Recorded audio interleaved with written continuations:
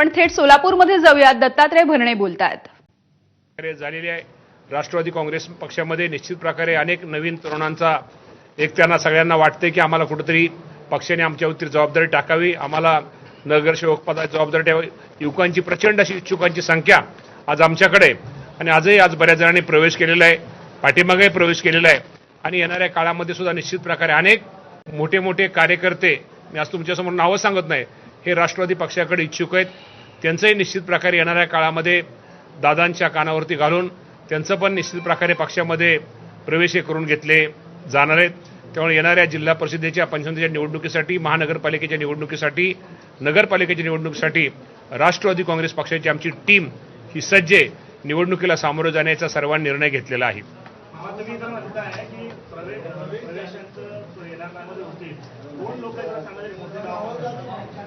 राजकारणामध्ये काही गोष्टी असतात की जोपर्यंत काही गोष्टी ज्या दिवशी प्रवेश होईल त्या दिवशी काही गोष्टी सांगायच्या असतात.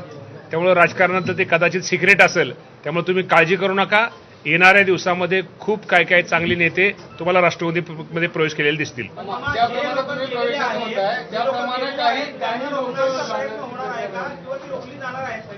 जे गेलेले आता मी तुमच्याच माध्यमातून ऐकते, अजून तरी आजपर्यंत कुणी आमच्याकडनं आमचा पक्ष सोडलेला नाही.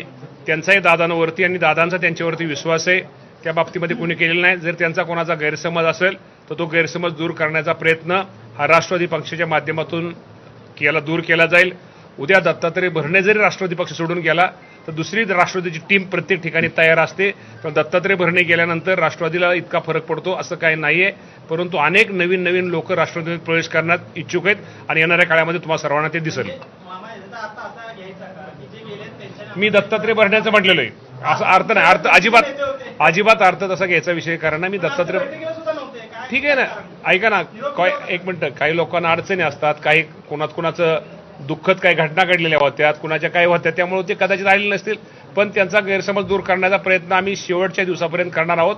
त्यामुळे तुम्ही आमच्यात अजिबात काळजी करू नका. राष्ट्रवादी पक्ष हा एक संघ आहे आणि एक संघला निवडणूक लढवणार.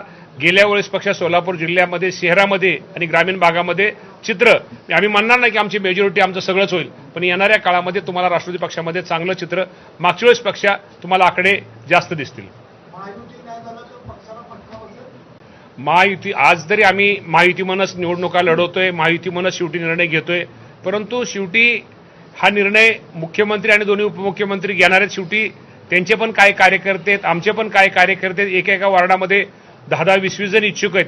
त्यावेळेस वेगळा निर्णय सेपरेट लढवून भविष्यामध्ये काही गोष्टीमध्ये परत नंतर एकत्र होऊ शकतात. परंतु आता शेवटी निर्णय हा तो तिघांचा आहे. त्यामुळे यावर्षी मी भाष्य करणं बरोबर नाही.